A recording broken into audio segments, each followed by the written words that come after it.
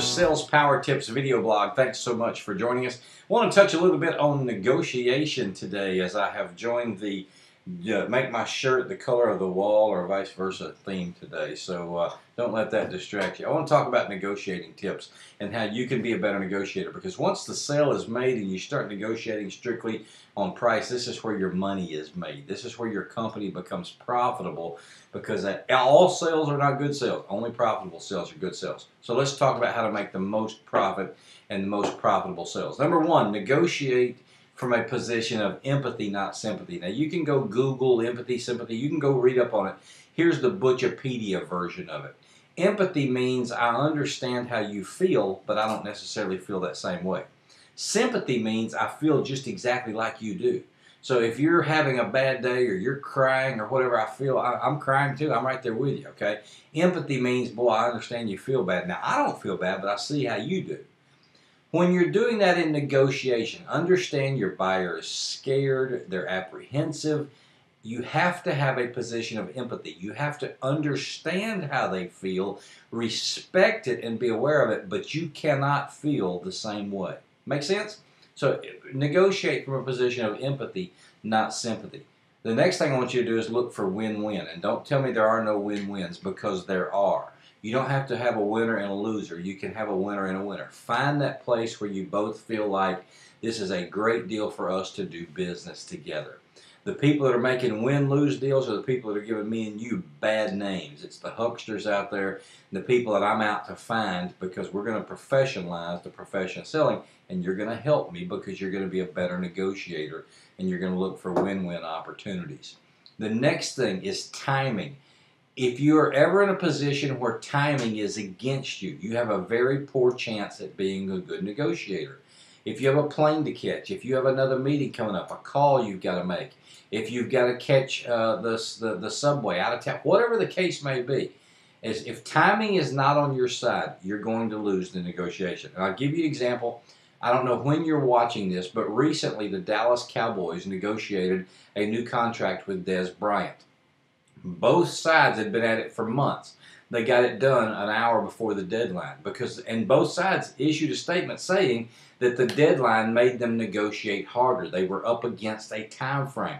They both probably gave up things they didn't want to give up because they had to get something done. Don't put yourself in that position. If time is not on your side, bow out of the negotiation for the time being and to come back to it at a time when time is more apt to be on your side. Finally, I want you to look at how you do make price concessions. If you have to make a price concession, first of all, if you give something up, you've got to get something in return. If you give up price, you've got to get something else. Nothing comes without a price. Nothing is free in any negotiation, period, end of story. If you give up anything, you have to get something in return. It may not be monetarily, it may be terms, it may be shorter payment terms, it may be whatever the case may be. You've got to get something of value in return. But here's what I want to tell you. When you start cutting prices, do it in crazy, odd, small amounts. If you are at $12,000 and they offer $11,500, your first instinct is to meet them in the middle at $11,750. Bad idea, because they're thinking, that guy had 250 bucks in his pocket, we just took it away from him. Okay? And there's probably 250 more, maybe 500, maybe 700, there's 1,000 more in his pocket. You're giving them the wrong impression. If you're at 12, they offer 11.5, I want you to come back at 11.8, 13.97, or whatever the case may be. Now, why? Number one, you have given up a small amount. You've given, but you've given up a small amount. But the thought that you put into the buyer's head, this guy's working. This guy's squeezing every penny out. He's at 97 cents. I mean, this is a tight deal. It is a totally separate mindset your buyer gets when you're dealing with numbers like that. By the same token, if you have to make price concessions and you give up $100 the first time, and you go back and you give up $200 and then $300, guess what? They don't want to ever quit negotiating because it keeps getting better for them. 100, 200, 300, 400. Next time he's going to go, it's going to be 500. No, no, no. If you give up $56 the first time, the next time give up $31, and then $15, and then $8.75, and then finally get. I got a dollar. Okay, I got a dollar. You can have it. Let's put this deal together. Close that gap. Don't open it. Make sense? All right. It's going to make you a better negotiator. It's going to help you close more sales. But here's the ultimate. It's going to make your customers happier because they think and they know they're getting a better deal. All right? Hope that helps you. Before I get out of here, don't forget to follow me on Twitter at SalesPowerTips.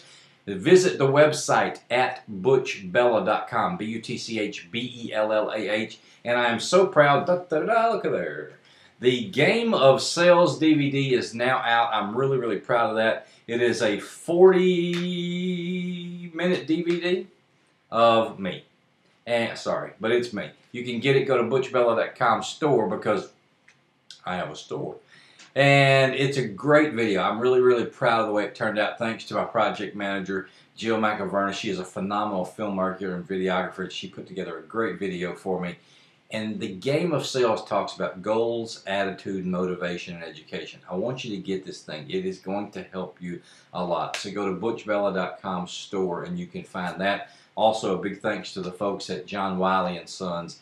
My book's coming out in October, Sales Management for Dummies. Thrilled to be a part of their For Dummies line. God bless you, everybody. I will see you next time for another Sales Power Tips video blog.